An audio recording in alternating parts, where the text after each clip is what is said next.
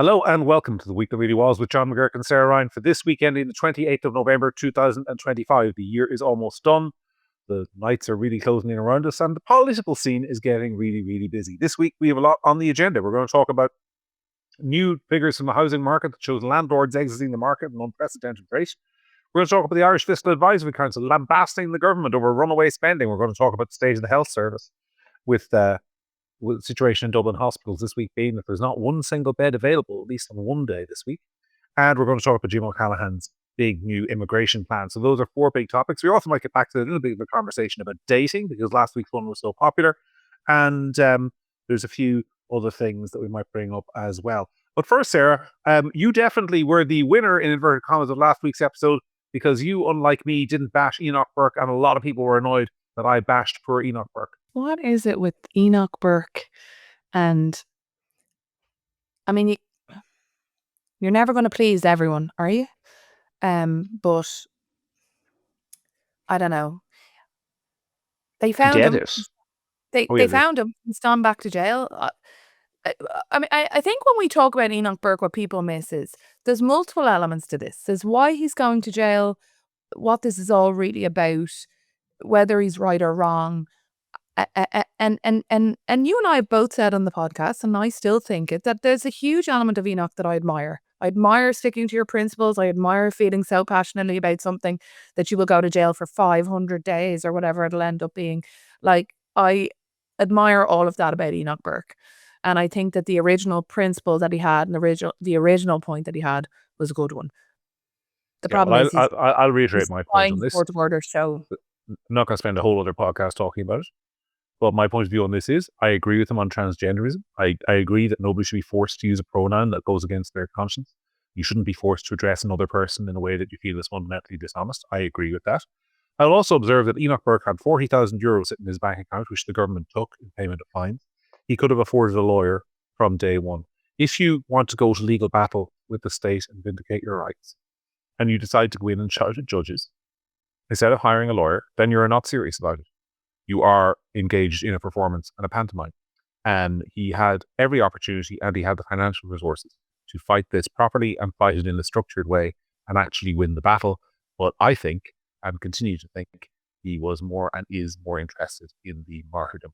And I'll say the thing that I've always said on this. If going in and shouting at judges was an effective legal strategy, then Sarah would do it every single week when she goes into court to represent people. And every other barrister in the country would do it as well. And our courts would just be places where people scream at judges. And judges would listen to who screams the loudest, but they don't do that. And it's a poor strategy. And it doesn't matter whether you agree with him or disagree with him or think he's great or think he's not great. He's made his choices. Anyway, that smugness aside, I know some people will think that was smug, but it's just how I feel on it. Let's move on to other things. Did you see the story on the Heart of the Irish Times, Sarah, about all the landlords leaving the market? God, no, yeah. And then I also saw a number of vox pops with a lot of young renters who are living in Dublin city centre for varieties of reasons, including college or work or whatever, who were being interviewed about how they'd gotten a notice of basically termination of their lease and that they had to leave, and now they were, looking for a new place into this market where there is nothing. And how unbelievably distressing and disruptive that was for their lives. And I just felt so sorry for them. I mean, every time they tinker with this system, somebody loses, and it's never the people you want it to be. So for those who don't know, and obviously there's no direct causal link here because you can't, people haven't interviewed every landlord and said, why are you suddenly selling up your property? But from next March, the government is bringing in new tenancy rules, which say that if you rent say you own an apartment and you rent it out, and you rent that apartment to somebody, well, first of all, they are guaranteed security of tenure for 6 years. So you're giving up your place for 6 years and you can't get them out in that time frame except in extraordinary circumstances. The second thing is that if over those 6 years or during that tenancy you decide to sell that apartment, you must sell it with the tenant in situ. So you can't end a tenancy and then sell the apartment. You must sell it with the tenant in situ, which of course dramatically reduces the market value of those properties because most people who want to buy a house want to buy it to live in it, whereas they won't be able to do that if there's the tenant in situ. So it reduces the value. So the government is basically saying from next March, if you continue to be a tenant, you will have to sell the property with the tenant. Sorry, if you're a landlord, you've got a tenant, you'll have to continue to sell the property with the tenant in situ, which, and then we have this immense coincidence that in the months before that law comes in, you've got thousands of landlords suddenly spontaneously deciding to sell their properties now and get out of it. And so the net effect is that you've got lots of people who are in the months leading into Christmas, and some again in the early part of the new year, are going to find themselves with their tenancies ended. Those properties which are being sold, a lot of them are going to be coming out of the rental market. So the government is going to find itself in a situation with lots of people who were renting and now have nowhere to live, while the landlords are no longer providing tenancies for anybody. And this is on top of a massive rental crisis, where I think there are only about 1,000 properties in total right across the state available to rent at any one time. So Sarah, it's just like, is it just me, or is it another example of utterly idiotic policy? So, but let's try. So once you're in situ, you automatically have the right to stay there for 6 years, was intended to give security of tenancy to tenants. Is that it? Yeah. That's logic. But I mean, I'm going to go out on a limb here and say I might be wrong, and I'm happy to be wrong. But for a lot of people, security of tenancy was only one small element of the overall picture, right?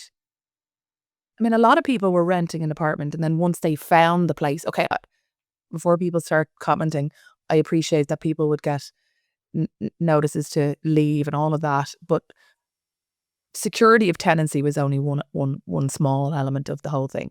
It was the amount of places at all and cost would have been far higher up on the agenda than that, right? Yeah. And well, the government has tried to address all those issues as well, of course, because we've got rent pressure zones, we've got limits on the amount that you can increase rent by. But those too have had negative effects, because they basically created a situation where they've killed housing mobility. So let's say I rent a house off you, or a small apartment off you, and I rented it 4 or 5 years ago, and the rent was frozen, and you could only increase it by a certain amount per year. I basically had my rent locked in at a lower rate, probably lower than inflation, or at the same level of inflation over the years. But now let's say I get married, and I want to have kids, and I want to have a family, and the place I'm in with you is now too small for what I want, and I need to go somewhere else. Well, because the rent freezes are only applied to the house you're in, it means that I actually have to pay an artificially increased rent to go somewhere else, because I'm going to a new tenancy. The rent freeze doesn't apply. The new landlord can charge me whatever he wants. So you're massively incentivized with the rent freeze scheme to stay where you are and not move, which reduces the amount of properties in transit in the market. And now you've got this new scheme which incentivizes landlords to sell up. And all of this legislation, all of this regulation is designed to improve things for tenants. But the problem is people who are tenants have no choice but to be tenants. They have nowhere else to live. They need to rent a property. People who are landlords have got other choices. They can sell the property. They can cease being landlords. They can do Airbnb with it. They can do a whole bunch of other things.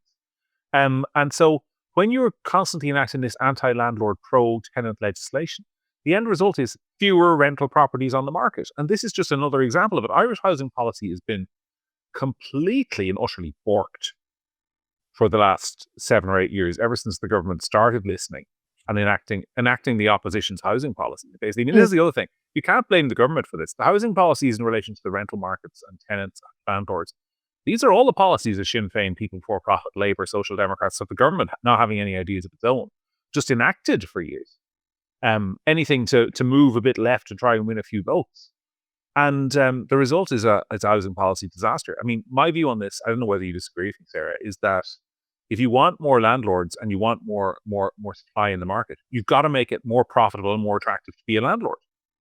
You got to do that. And we've done the opposite over the last 10 years. Well, we do the opposite in loads of ways, like for obviously with policy things that just make it impossible, but like also culturally, like all you ever hear about is terrible, terrible, terrible landlords. Like first of all, this new policy is a good example of, there are people in Ireland whose great Aunt Mary dies and leaves them an apartment, right? Let's say. And say that's me, say my great Aunt Mary dies tomorrow and she leaves me an apartment in Cork Street in Dublin city centre, right? And I immediately think, well, I'll just rent that out. Okay, so bearing in mind, right, if I rent it out, I pay tax at that, at the higher level, etc., etc., etc. But I still say, okay, I'm going to rent it out. And then I think to myself, I'll rent it out for a couple of years, and then maybe in 3 years, I'll do an extension on my house and I'll sell the apartment and I'll pay for the extension of my house. With the 6-year thing now and all of that, I just won't rent it at all. So I'll just offload it immediately because I don't know. I don't want to be locked into a 6-year thing. But that's one type of landlord. Another type of landlord, and I know a couple who are in their 80s and for a variety of reasons didn't really invest in pensions, or their pension is an apartment in town. They take the rental income from that. They've just decided, nah, and they're selling that now. So they're the kind of people. It's not all big, scary, horrible conglomerates of, from other countries who are doing this. Some of them are just small time landlords, and they're just going, the government's trying to control my financial planning for the next few years, and I'm not having it. And so they leave. Well, this is the other thing, is actually, you mentioned the big, scary institutional landlords. They're increasingly now the only ones who can afford to operate in this market. Yeah. Because it works for them. Okay, they buy a whole block of apartments and rent them all out, and they shove people in there like sardines, and they've all got 6-year tenancy agreements. That works just fine for a big investment fund that has bought that property, because you've got your secure revenue stream for the next 6 years. It minimizes the amount of administration, the amount of tenant turnover, all of that. It actually works perfectly for those kind of big institutional investors, and that's the direction housing has been moving, particularly in the cities in Ireland for years now, which is, we are flogging as much of our housing stock as possible to German pension funds, letting them draw a moderate return on it, and driving the mom and pop, to use an Americanism, landlord out of the market altogether, which is reducing the amount of choice in housing. And the other thing is, those big conglomerates, those big companies, they have a preference for a particular kind of tenant. They have a big preference for a particular kind of tenant. They want somebody young and professional and working with a good income. They want absolute certainty about their income. They are not particularly all that keen on people on housing assistance payment, for example. They're not particularly keen on, the single mum with 2 kids. Like, that is the other factor here that has to be considered, which is that when you reduce the amount of choice available in the market, you kind of promote one kind of landlord, you are locking more people disproportionately out of housing. So I think there's room for a whole conversation on this. But like, housing policy this is one of those areas where I think the state has just made it worse for years now, while pretending to make it better. Yeah, because ultimately, I mean, a lot of the time we have people who are designing these policies who don't actually live that reality, and they don't really obviously know what they're doing, because if they did, they would consider the long-term consequences of what they're doing, and they mustn't, because these consequences are playing out. So did nobody think that making it mandatory that somebody would stay in your apartment that you're renting out for 6 years, that wouldn't have any impact on whether or not people just up and sell? Come on. No, there's a lot wrong with the instincts in Irish policymaking. And actually, my email to Gript subscribers today, if you're watching this on Friday or listening to this on Friday, is about this, which is this instinct that politicians seem to have, that they can just change human behavior. That if they say we're going to be compassionate, that the average person is going to sit there and go, oh yeah, well, I'll be compassionate at my own cost. No, they're not. They're going to sell up. But anyway, look, we've covered that. Send us emails, write to us if you want us to talk about it more. But I think there is actually room for a longer discussion on this at some stage, maybe with an interviewee or a guest at some point in the new year. In the meantime, back to matters more mundane. Seamus Coffey is the head of the Irish Fiscal Advisory Council. He came out this week and he basically said, I mean, this is extraordinary to me. I mean, so Seamus Coffey, now, unless I'm very much mistaken, I think he's of Fine Gael stock. So he's related to Paudie Coffey, who was a Fine Gael politician for years, as far as I know. And if that's wrong, don't sue me, because it's hardly defamatory to say you're related to Paudie Coffey, but I'm 99% sure. So he's a Fine Gael stock, again, not defamatory. And he has come out and he has said that the government is not budgeting for tomorrow and is basically making a complete and utter mess of it. You read his comments and listened to him. What do you think?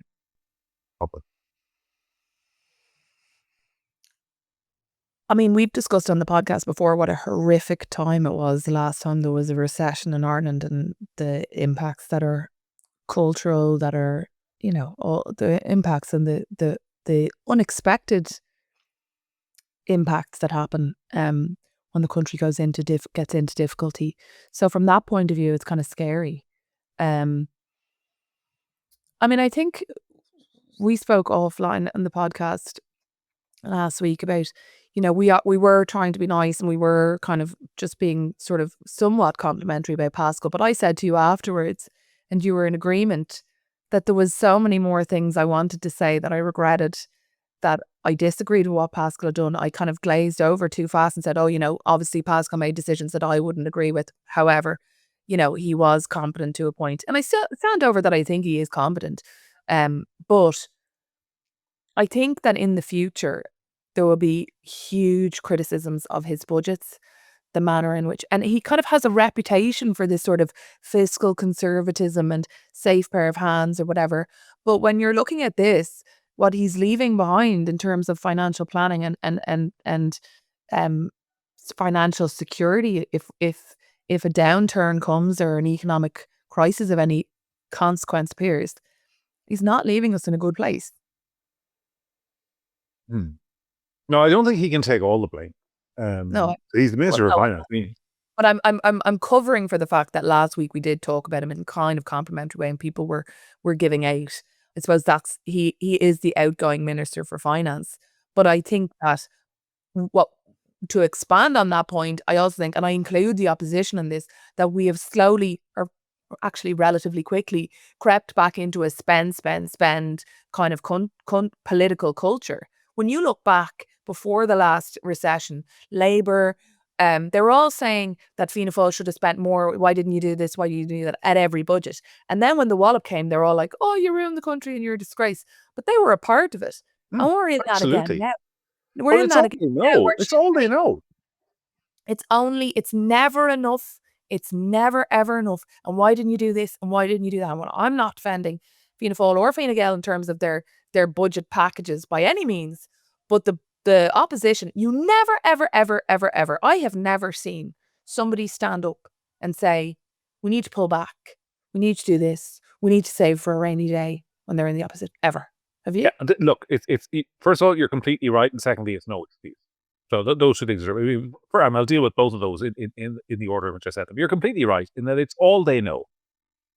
Irish politicians do not know how to reform anything. They do not know how to make things more efficient. All they know is sending out press releases calling for more funding for this or more funding for that. That's all they know. They equate money with delivery. So if you have delivered more money for something, you have done your job. That is literally all they know. And they think reform and big ideas of fixing things, that's somebody else's job. So that's completely true. The second thing is that it's absolutely no excuse. I mean, if you read the Fiscal Advisory Council report in terms of what it says about the financial position of the government, as distinct to the economy, two different things. So, I mean, this would probably cause a recession in Ireland if the government were hit, but it's not actually that the Irish economy is at risk. That's very important to know, because the economy is all of us. The economy is the efforts of all the people working together.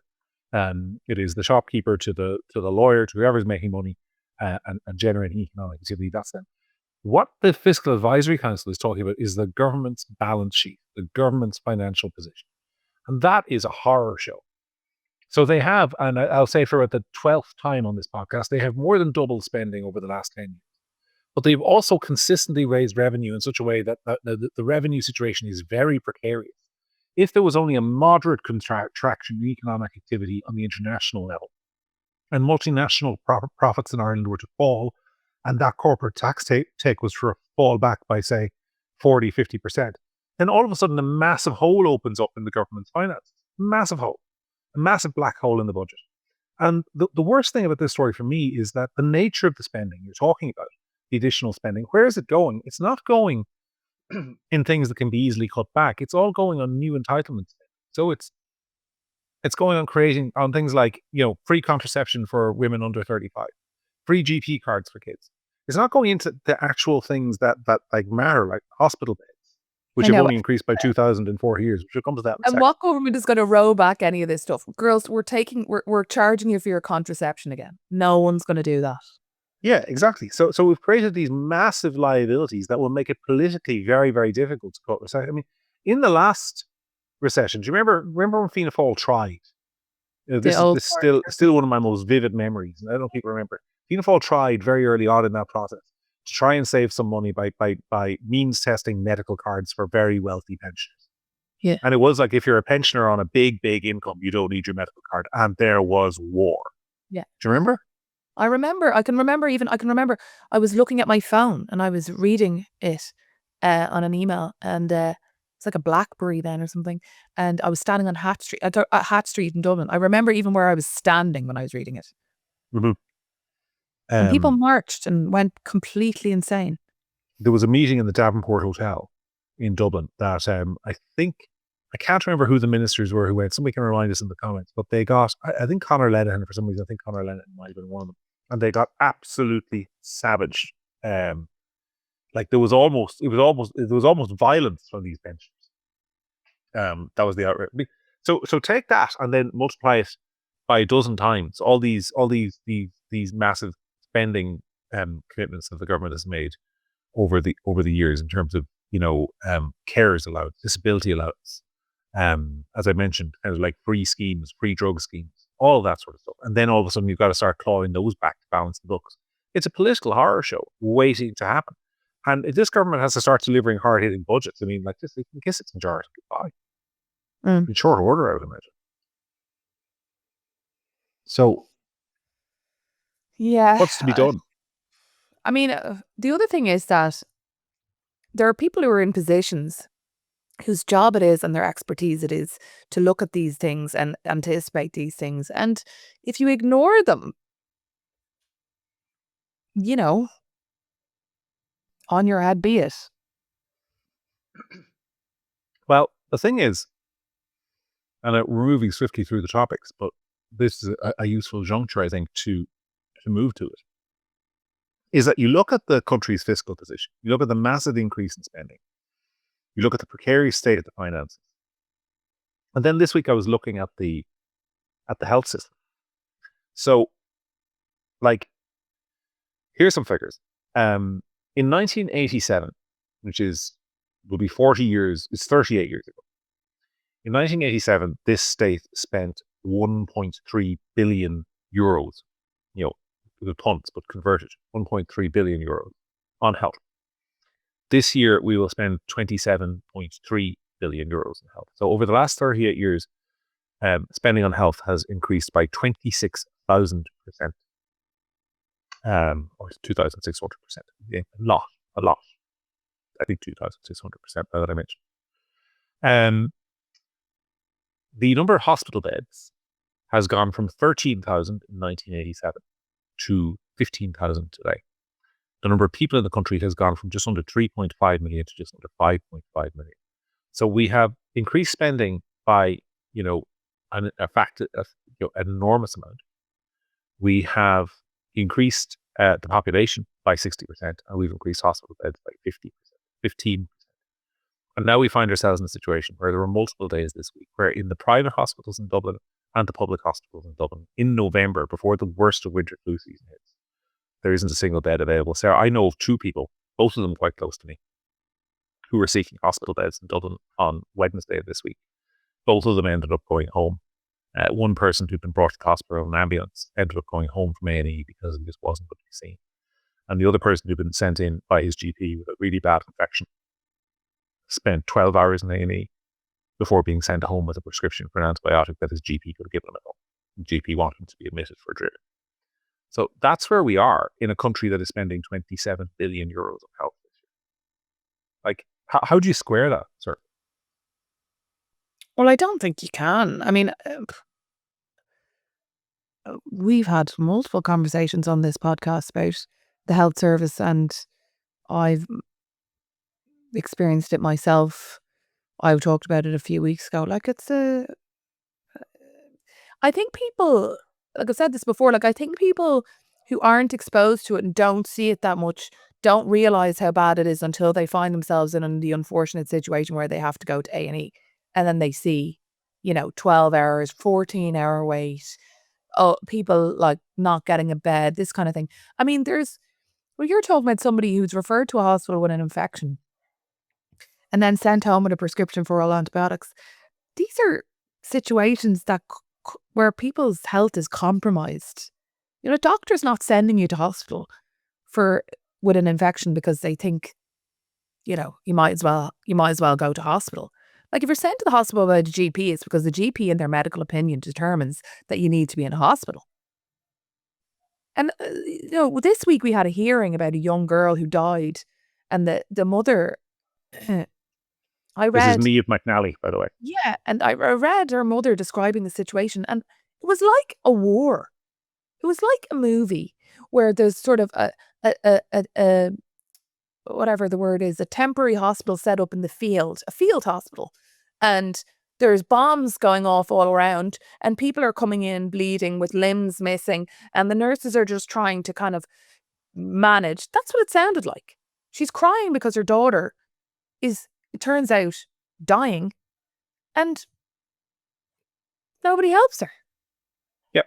And if you read the details of that case, it is clear as day what happened. It is clear as day. It is literally nobody had time to treat this girl properly. No one had time to investigate her issues. No one had time to give her the proper treatment. No, there were no beds for her. It is literally a situation where we are spending all this money on a health service. I mean, bear in mind, like, this is what really gets me, Sarah. Like, the whole basis for this shower taking the percentage of my income that they take in tax, or the percentage of your income that they take in tax, which is my money, and it's your money that you earn down in the 4 gold mines, and it's my money that I earn from Gript and all the support the subscribers give us that enables me to do this job, and thank you very much to them. But all the money that anybody earns and pays in tax, like, when you think of how you pay tax, you think health. That's like reason number one. It is so that people, when they get sick, can get a hospital. That is basically the foundational moral reason for the state. That's why we have it, because the private sector isn't going to do that. So health is like reason number one, because God forbid your child gets sick, you want to take them somewhere where doctors will look after them, and that's why we pay tax. And that is, you're teaching kids about why you pay tax. That's what you teach them, right? That's the reason. And in this country, like, we spend billions of taxpayers' money on health, and what do we get? We get all these schemes that are there to buy votes that actually make the problem worse. So I know you've got young children there, Sarah, and some of them are under 5, and your daughter is. But like, you've got this free GP card to take her to the GP anytime. It was raised up now. I think it's up to 8 or 9. So at least 2 of them are under it. But they never ever. My kids never, touch wood, they rarely need to go to the doctor, to be fair. Yeah, well, I hope not. But the problem is, and I talked to a number of doctors who tell me that the problem is that ever since that came in, the number of GP visits by children has gone up, precisely because parents, like, there is no economic disincentive to taking your kids to the doctor. Maybe that's a good thing, but the result is that there's more demand in GP surgeries, oftentimes for things that don't need treatment by GPs. And there are longer waiting lists for everybody else. So all that the government is doing with that money is increasing the demand for the health system without increasing the supply of GPs to meet it. It's like immigration writ large. That's my point. Of course, I have people writing in now that I'm a monster who wants to, take money off sick babies, but I'm just using the example. Yeah, I mean, I think until we have a political class who are willing to make radical, and I mean radical, overhauls to the distribution of money and how the health service is managed, nothing is going to change there. Unfortunately, people are dying because of the state of the health service. I don't know, I'm not a doctor, but it seems to me that there's been a number of cases, be they meningitis or different time critical conditions, that people who would be alive if we had a different health service. Yeah. Look, I mean, I think what depresses a lot of people, I get a couple of angry emails from people that, like, you talk about it all. When are you going to do something about it? I can't do anything about it, mate. I just write about the country for a living. I think what is really, really, really depressing, or I think is really, really, really depressing, is the fact that Jim O'Callaghan has just this week moved on immigration. And that has taken, I would estimate, 4 years of people screaming at the government and political establishment that they are getting it wrong on immigration. And is this what it's going to take every single time? Is this what it's going to take on health, on housing, on crime? Now, I've written a few pieces now on criminal justice over the years and the need to build more prisons. I mean, is it going to be 2030 before they get around to that? Is it going to be 2030 before they figure out that maybe housing policy has been wrong? It's just the frustration of looking at the country and seeing things that are so obviously being done wrong. And I mean, this isn't stuff that requires a genius eye to see, Sarah. It's just stuff that, you look around and you say, so much of this stuff could be like fixed. Not less. I'm not saying there'd be an overnight fix. I'm not saying you wave a magic wand, but a simple change in disposition and attitude would make a huge difference. And we'll come to that in a second in relation to immigration, but it's just extraordinary to me to look at the state of the health service after spending, as I say, increasing spending by the amount we've been spending in my lifetime. It's unbelievable.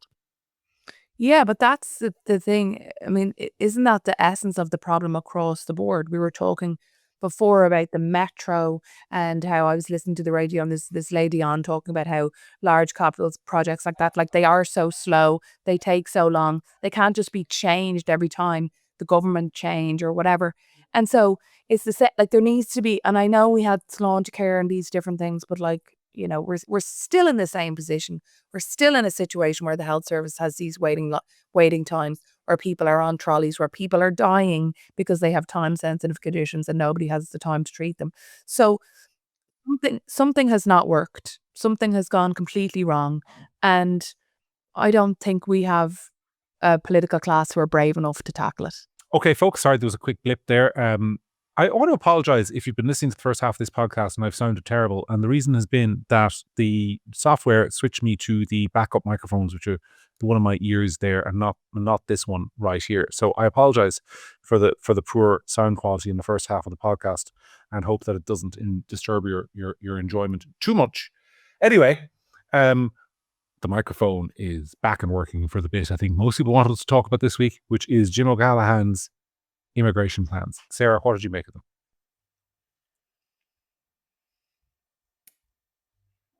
Well, I'm coming at it with cautious optimism. I'll start with that. I mean, I could spend all day talking about how people were gaslighting us for saying exactly these things, that things like family reunification, that all these kind of things needed to be addressed and we were called names and racist and all that. I could talk all night about that, but I won't bother because I'm, sick of it. And ultimately, if these issues are addressed, I'm happy about it. I think Jim O'Callaghan has been, don't get me wrong, there's a ways to go, but I think this is the most honest, most progress we've seen on this issue in a long, long time. And I think that it is a good step in the right direction to making our immigration system fairer, work for everyone, not be a complete mess. And I think that Jim O'Callaghan is to be supported for these efforts. What I find really funny is I think that the pushback from the opposition is fairly tame, given, do you know what I mean? Like you would have expected, like 2 years ago, they would have gone completely insane, calling racist and going mad. I think there's been a tiny amount of that, but I think deep down, even the opposition, like particularly in Sinn Féin, they kind of want this issue to be sorted because it takes heat off them. Yeah. I think that's right. I also think, I think this is a hard one to be fair about. Because if you were being fair to the public, you'd say this is too little, too late. It's a token effort years after the fall of the rose. If you're being fair to the minister, you'd say it's a step in the right direction. And frankly, He's it not a doesn't minister very matter. long. Yeah. He's not a minister very long. This is his first major intervention on immigration since he's become a minister, and you'd say it's a step in the right direction. Mm. I am caught between, I'm optimistic about what this signals about the political direction on this issue, and oddly pessimistic about the proposals themselves, because I thought there was some stuff in there that's clearly, I think, going to find it hard to make its way into law. So, for example, he's making changes to the citizenship laws for people for people who are who come here and get granted asylum.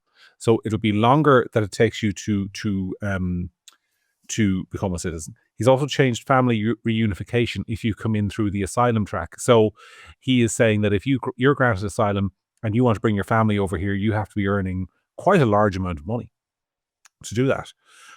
But here's the thing. Those changes only relate to people who come in through the asylum track. So all the people who are coming in on work permits, for example, or on student visas and getting citizenship subsequently are not subject to those same rules. And I think it will be very, very difficult to enforce them, because I think there's a prima facie case there. You're the lawyer, not me, but I think it's fairly obvious to me that if you are somebody who's come in through the asylum system and you want to engage in family reunification, and they're saying you've got to be earning 60 grand, but somebody down the road who's come in another way and is earning 40 grand is able to apply for family reunification, I think there's very clearly a question that the courts will be interested in there. And I think there's lots in this policy document that is designed to sound really hard hitting on paper, but is also going to it's going to be very difficult to get it enacted under the current legal regime and regimen. And then there's all this business of I mean, I think the meatiest point in it is this idea to emulate the Danes by charging, and what the British proposed a couple of weeks ago, by charging people to live in asylum centres. And clearly the government is focused very much on deterring people from coming here, saying it'll be expensive, it'll be hard, you get a better deal elsewhere. But that only deals with people who are coming in here moving forward, and hopefully reduces those numbers a little bit. It doesn't do anything about increasing the rate of deportations, for example, for people who are already here. So there's problems with this proposal. It's incomplete.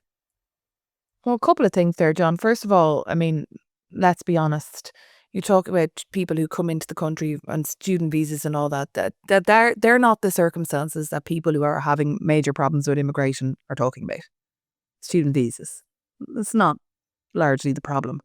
The problem that the public have, for the most part, are problems with the asylum process. People who are coming here seeking asylum, people who are seeking asylum but don't qualify under the laws. So asylum seekers are in actual fact economic migrants, and how that process is managed, handled, and then the family reunification that may arise after the fact, right? So that's the first thing.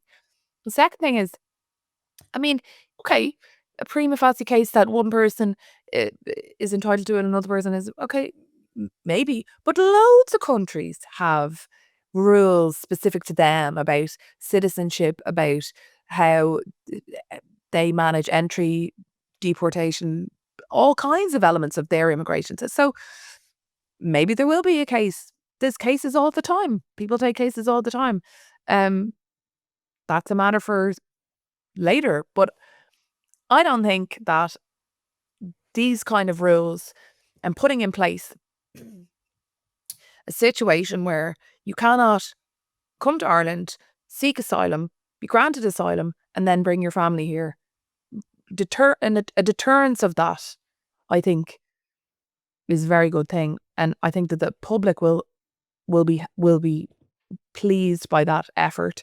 And I think that it will deter. We're still living in a situation where Roderick O'Gorman put out in multiple different languages invitations for people to come here on the basis that there was going to be all kinds of wonderful things offered to them. So the countermeasure, you have to introduce countermeasures to that. Deterrence. You're right, it doesn't do anything to address the situation we find ourselves in domestically right now, but it does do something to address an international perception that this is the place to come to, especially in a situation where the UK is starting to take a hard line on this, and we're the closest country to them. Look, I'm going to do something I rarely do on this podcast, which is be more popular with a certain section of the listeners than you are, because I think First of all, I don't disagree with what you've said in relation to the actual policies as they're enacted. The intent of them to reduce people coming here in the asylum track is absolutely fine. But I think what the government is trying to do in terms of trying to pretend that it's just asylum, I think that is politically dishonest and destined not to work for them. Because I think the huge issue in terms of immigration are the numbers of people who are coming here on work permits, largely to work in big tech companies. And that is where the source of pressure on housing, for example, in Dublin is coming from. The source of pressure on housing in Dublin isn't actually coming from people in the asylum process, because they're all out in City West. Whoa, we're doing it. I totally disagree with you. I think the public issue is IPAS centres, asylum seekers, and not Mark from Canada who works in Google. Well, hold on now, because I think when we say the public issue, we might be having a disagreement in terms of I mean, you're right in terms of if you were to do an opinion poll tomorrow of the public and ask them what they perceive the problem to be, you're correct that the public would say it's the asylum system. They completely would say that. I'm saying that if you fix that problem and you reduce the asylum numbers, which say he does, say he's very successful, say he reduces the asylum numbers by 50% next year, which would bring it down from about 20,000 to 10,000 people coming in on that track, and you've still got 80,000 people coming in and getting work permits, I'm saying the public will start to either they will believe that the asylum problem hasn't been solved, or they will start to say, maybe it wasn't the asylum problem in the first place. And that's where I think the risks of the policy. Completely different things. They're two completely different issues. I'm not disputing that they're different issues, but I'm saying that the problem in the country is not exclusively asylum. The problem is the as he said himself. What did Jim O'Callaghan say? He said the aim of my policy is to reduce population growth because population growth is running too high. Now, because asylum is a politically a lightning bolt issue, or what's the word I'm looking for? That's the one he's going after. But if you want to reduce a hot button, if you want to reduce population growth in terms of immigration, you can't do it without looking at work permits. And I don't accept, and we can have this debate in full some other time. I don't accept that every work permit that's issued in this country is strictly necessary. I don't. I mean, for example, we've got people come in seasonally to pick strawberries. I'm not convinced that's. I think we're accidentally having two different. We're having two different conversations. There's one conversation which is that the amount of work permits that are granted and people who come in and take up have impacts on housing, etc., etc., etc. That's one element, okay? And then there's another element which is IPAS centres, which obviously aren't taking up housing because they're all in one IPAS centre, and all the consequences of that and the cultural anger about IPAS centres being put on top. IPAS centre being put into your local town with 600 people in it isn't having any impact on housing, especially if they're in a paint factory. So that's a completely different thing to whatever. So like we're talking about earlier on with housing and landlords, there's different elements to this. It's a pie. There's different pieces. He's addressing one piece of that. It's not going to fix. Even if the asylum seeker problem and the amount of people entering into Ireland and claiming asylum goes down by 90% next week, it's going to have no difference to housing. Just to be clear, none. Might have a difference on other things. Might have a difference on doctors and things like that in small communities where there's an IPAS centre, but it's not going to have any impact on the person who's renting an apartment in Ballsbridge. No, I agree. I agree. But look, I agree. So I don't think any of these measures are going to impact that. But I think they're a step in the direction on another thing.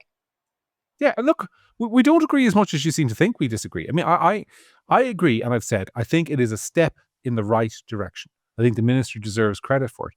I think with the best will in the world, this is not an issue. The Irish immigration system can't be solved with one set of proposals. It didn't get here with one set of proposals. It got here through a series of incremental measures made by one government after another that made the situation every bit more liberal, every bit more attractive for people to come here. A series of court decisions, So reversing it is not the matter of running one piece of legislation up the flagpost and saying the problem is solved. What I am saying, though, is that on the other hand, he has set himself out quite a substantial policy objective, which he is, and I quote him again, he says he wants to reduce the rate of population growth because it's too high because there are too many people coming here. Now, he's gone after in some ways, the easiest way to do that, which is to reduce the number of people in theory, or he hasn't set limits or anything. He's just trying to make it less attractive for people to come here and claim asylum. But if you want to reduce the overall population growth rate and the rate to which it is set by immigration, then you've got to do more than that, and you've got to look at other areas as well. Maybe that's for subsequent legislation. But I'm just saying that for right now, I think it's an okay first step, but the biggest point is I think that the political winds have changed so much that, as you say, there's very little screaming of racist and bigot at him. So, whereas 10 years ago, this would have been regarded as the most racist piece of legislation ever published by an Irish Justice Minister. I know. And look, maybe we're also a bit bet down. Like, I was saying this to somebody the other day that, we're so, our expectation, when the conversation has been shut down for so long and everybody's been, call it what it is, racism, and all these communities have been absolutely gaslit and talked about like in a bad way for years. Maybe just even a minor amount of small proposals makes us feel giddy because, it's progress. But I still think, look, we had Helen McEntee. Now we have Jim O'Callaghan. I think there's some cause for positivity. Yes, I would agree with that. Look, no doubt there'll be lots of opportunities to discuss this immigration policy over the next couple of weeks as it's debated and moved through. But for now, let's move on to a couple of lighter issues to finish the podcast. What did you make of Conor McGregor finding God?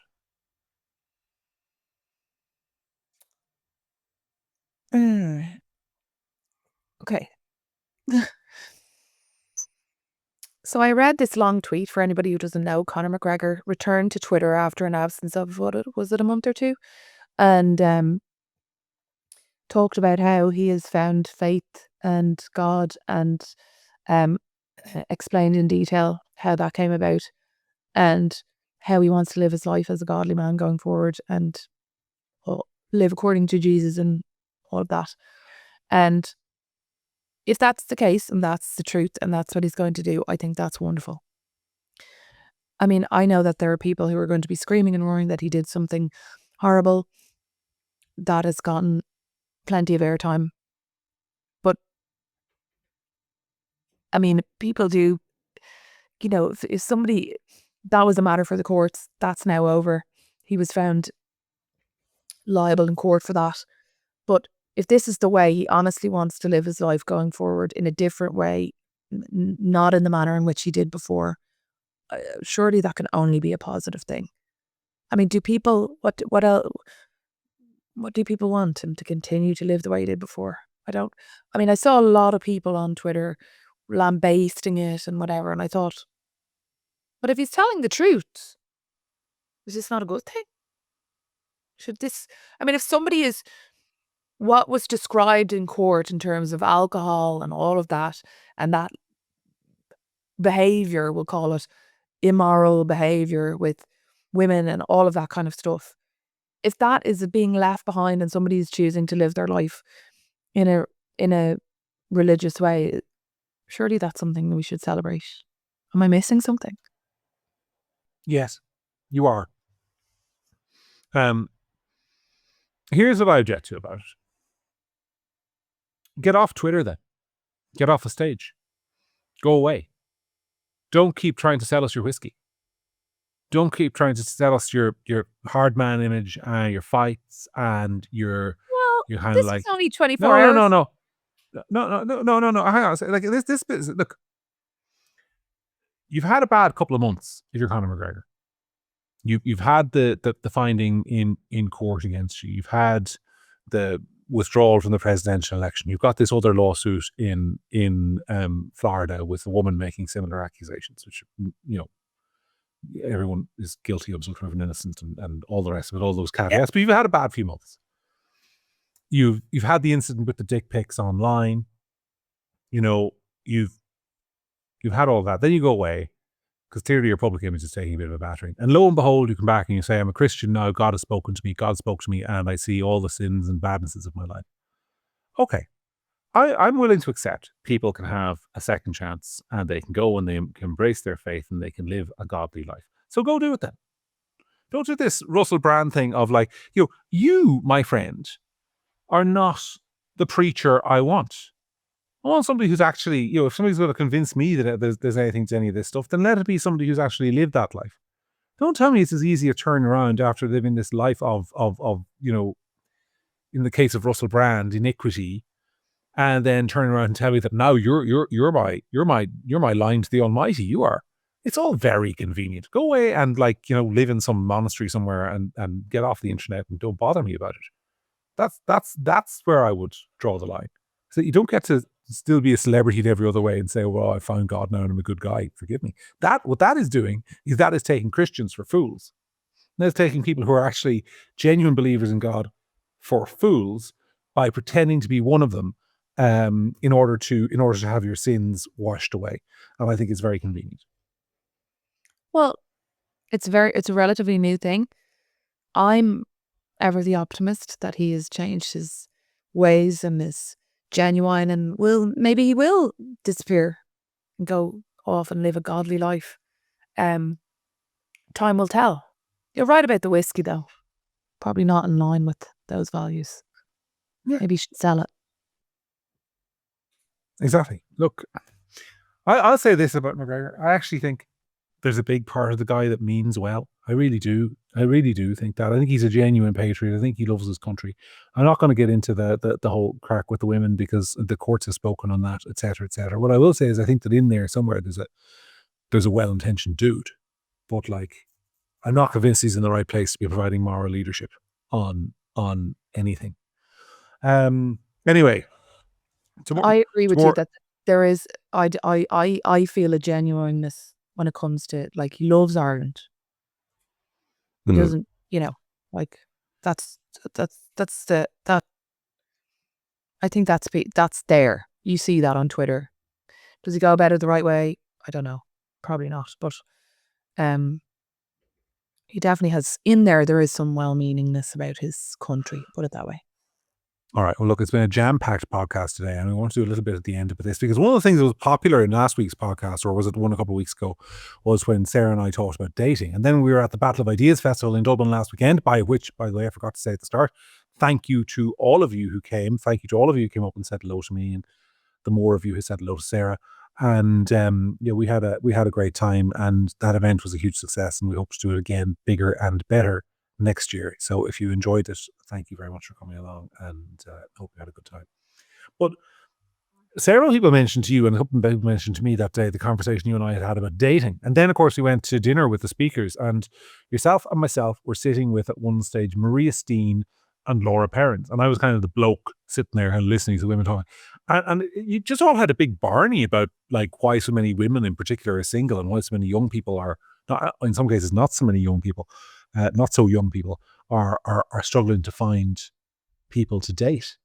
And then you saying you read this psychology paper during the week about how this thing called the ick is ruining dating. Yeah. And that people don't feel like they can be their truthful selves because, I mean, obviously the crux of it is that with the elimination, we've talked about it on the podcast before, with the elimination of the pub as the place where people pick up and you're not attracted to somebody because they're banter. It's all based on this shallow interpretation of what's valuable. So what you look like, what your TikTok or your Instagram photos look like or whatever, and nothing to do with kind of all of the old ways that people were attracted to each other in Ireland, like banter and laughing and all of that kind of stuff.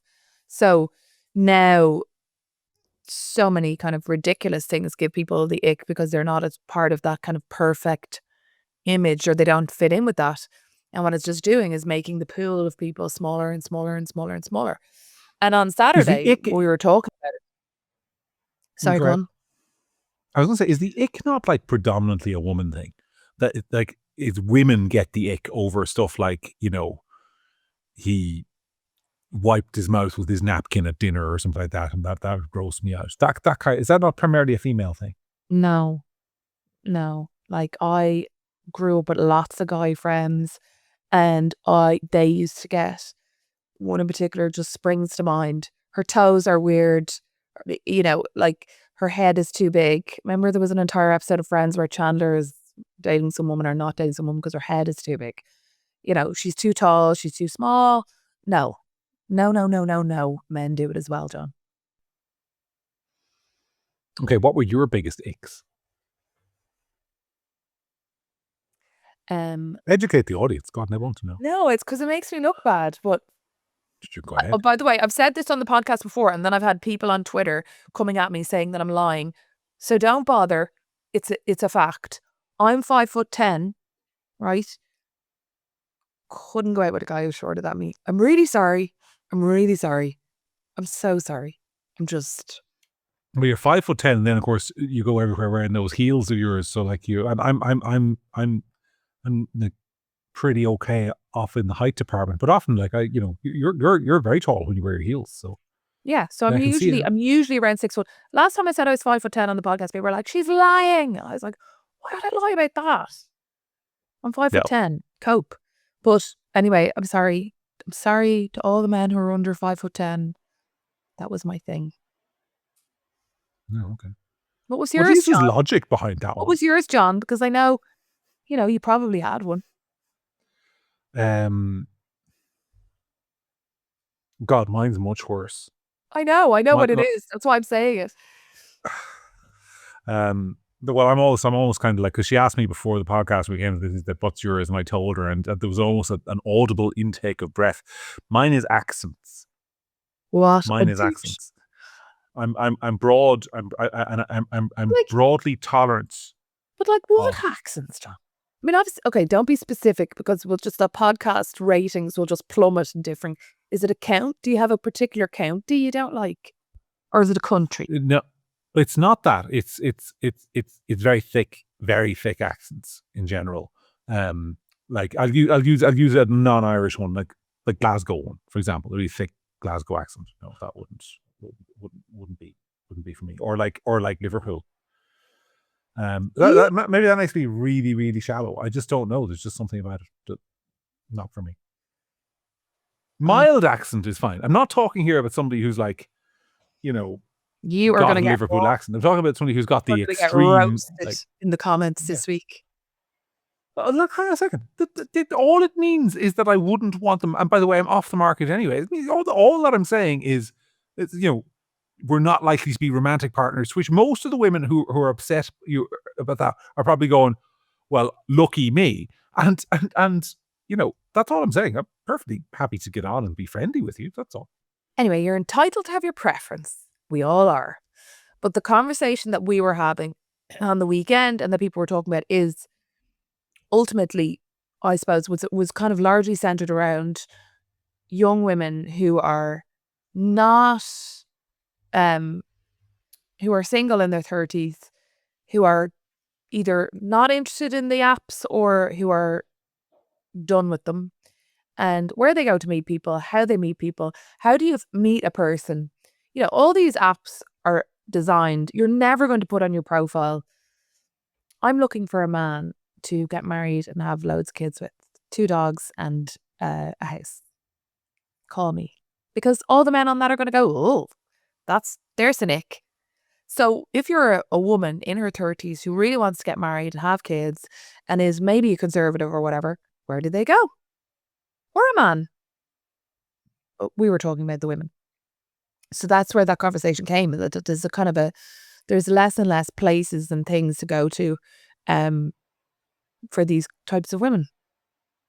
It was more broad than that, though. It wasn't just like there's less and less places to go to. It was more, it was also, as I recall, it was more kind of like the way women are constantly looking for perfection. That they're looking for, or when if not perfection, then something too close to it. So they're looking for the height, the income, the looks, the good family, in the case of Christian conservative women, the godliness. And like once you pass a certain age, there are very few of those guys left. They've all been taken off the market. And so you're left with then is kind of like somebody who's imperfect on 2 or 3 of those criteria. Either he's got all the money and the value system you want, and he's really kind, and he's really nice, and he'd make a great dad, but he's 4'6", or he's everything else, but he's also like a bit of a dickhead. Like that's and people are unwilling to kind of settle. Well, I mean, if there's any of those women listening, here's my older woman advice. Whatever happens, don't marry the guy who's a bit of a dickhead. Because you can train a man to do laundry and be different in the household chores, or you can at least browbeat him into it, but you can't train. My wife would disagree with you. Yeah, on I know, that, yeah. so. Any day now, she's hoping, any day now. But you can't train kindness into an asshole. You just can't.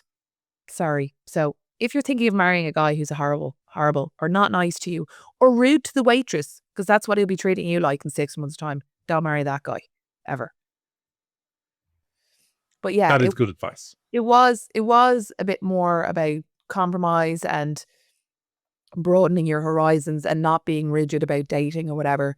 I think that the whole scene of dating, whether it's conservatives or not, I think that the whole scene of dating in Ireland has changed in a really short amount of time. Absolutely, it is now absolutely unidentifiable from what it was even in our time. We're both in our early 40s. We've both been. I stopped being single when I was 30, so 12 years ago. Were you the same? Basically, you and I stopped being single at roughly the same time. Yeah. Like we both had our 20s at it, basically. Yeah. And, so and then at 30, that was it. And so, but it is in that amount of time. Like I can remember hearing about one of those apps. What's that app? Tinder. I remember hearing about Tinder or one of them just around the time I met Keith. Like, so we kind of missed it.